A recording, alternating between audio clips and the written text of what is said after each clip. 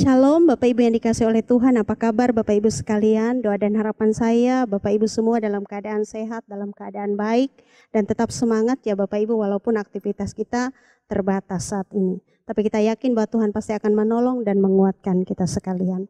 Bapak Ibu yang dikasih oleh Tuhan, firman Tuhan untuk kita renungkan hari ini yang diambil dari Alkitab Perjanjian Baru, yaitu Lukas pasal 6 ayat 12 sampai ayat yang ke-19. Dan perikop Yesus memanggil ke-12 rasul dan Yesus mengajar serta menyembuhkan orang banyak. Bapak Ibu yang dikasih oleh Tuhan, sebelum kita bersama membaca dan merenungkan firman Tuhan ini, mari kita bersama-sama berdoa. Mari kita berdoa. Bapa di surga, kami memohon hikmat-Mu saat ini untuk mengerti firman-Mu. Tolong kami agar terus menjadi pendengar dan pelaku firman-Mu. Amin. Bapak Ibu jemaat yang dikasih oleh Tuhan kita Yesus Kristus, Yesus ternyata tidak begitu saja memilih ke-12 muridnya. Firman Tuhan ini katakan bahwa semalam-malaman Yesus berdoa di atas bukit untuk memilih para rasul. Tindakan Yesus ini menunjukkan betapa pentingnya menjadi murid Yesus dan betapa pentingnya berdoa sebelum menentukan pilihan dan keputusan. Pilihan Yesus kemudian Bapak Ibu jatuh kepada 12 orang. Mereka berasal dari kalangan orang-orang yang sederhana. Bukan dari kalangan orang-orang ternama. Tetapi mereka kemudian justru menjadi hebat dan terpopuler, tenar dan ternama karena mereka berani memberitakan tentang Yesus yang bangkit. Bapak Ibu yang dikasih oleh Tuhan kita Yesus Kristus. Sesudah dipilih, para murid ini lalu dibawa oleh Yesus untuk menjumpai orang banyak. Karena ternyata di luar sana ada banyak sekali orang yang menantikan Yesus. Mereka adalah orang-orang yang sakit, orang-orang yang kerasukan roh-roh jahat, mereka yang menderita, mereka yang berputus asa, mereka yang memohon jamahan Tuhan. Kenapa para murid langsung dibawa oleh Yesus untuk menjumpai orang-orang itu? Karena Yesus ingin mengatakan kepada para murid bahwa inilah tugas dan tanggung jawab sebagai seorang murid.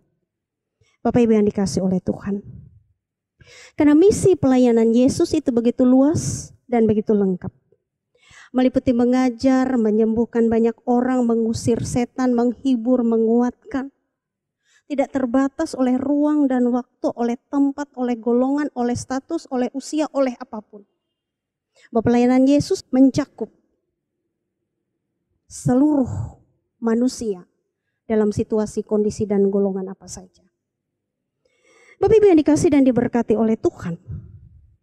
Lewat nas ini, Yesus ingin memberikan contoh. Yang pertama, sangat penting untuk melibatkan Tuhan dalam setiap perkara apapun. Terlebih ketika kita akan memilih. Ketika kita akan mengambil keputusan lewat sebuah pilihan. Maka kita harus berdoa sebelum kita memutuskan atau menentukan pilihan itu.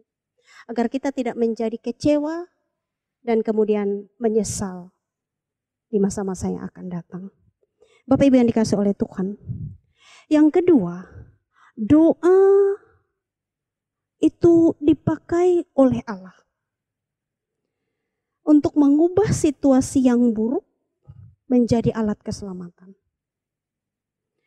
Doa juga dipakai untuk mengubah para musuh agar bisa menjadi sahabat. Doa juga dipakai oleh Tuhan untuk mengubah pribadi-pribadi yang jahat menjadi bertobat. Itu artinya betapa pentingnya berdoa, betapa pentingnya melibatkan Tuhan dalam segala perkara apapun dalam kehidupan kita sekalian. Dan berdoa, rohani kita diubah, hingga kita menjadi tenang, tabah, dan bijak dalam menjalani kehidupan. Bapak Ibu yang dikasih oleh Tuhan, karena doa adalah ekspresi iman. Iman yang mau berserah penuh kepada anugerah Allah.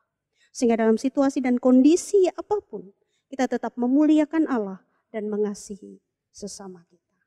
Amin. Bapak Ibu mari kita bersama-sama bersatu di dalam doa, mari kita berdoa. Bapa Sorgawi, Bapa dalam Yesus Kristus, Tuhan yang hidup, Bapa yang peduli kepada kami. Saat ini kami menaikkan permohonan bagi-Mu. Karena dalam iman kami percaya bahwa seruan hati kami di hadapan Engkau tidak akan pernah menjadi sia-sia. Ya Bapa, kasihanilah kami umat-Mu, kasihanilah bangsa dan negeri kami di tengah wabah COVID-19 ini. Kami memohon Bapa berkenan menolong dan menjaga serta melindungi kami dari wabah ini. Roh-Mu memberikan ketenangan, kedamaian dan sukacita, sehingga di tengah badai sekalipun kami tetap berpengharapan kepada Tuhan. Kuatkan mereka yang sakit ya Bapa, para medis Tuhan jaga dan Tuhan lindungi. Tolong agar kami tidak larut dalam sedih duka dan kecemasan yang panjang. Para pemimpin kami juga tolong Bapa anugerahkan hikmat akal budi, agar mereka tetap bersatu padu, saling seia sekata, saling bekerja sama untuk mengatasi masalah ini. Tolong buka hati dan kesadaran dari semua elemen masyarakat, agar ikut mendukung upaya pemutusan mata rantai penularan COVID-19 ini. Bagi anak-anak kami yang sedang belajar di rumah agar tetap rajin dan tekun sampai bisa kembali bersekolah. Bapa di sorga, wabah ini juga terdampak kepada ekonomi yang semakin melemah sehingga sulit untuk menyambung biaya kehidupan. Namun kami yakin dan percaya bahwa Tuhan pasti akan menolong dan menopang.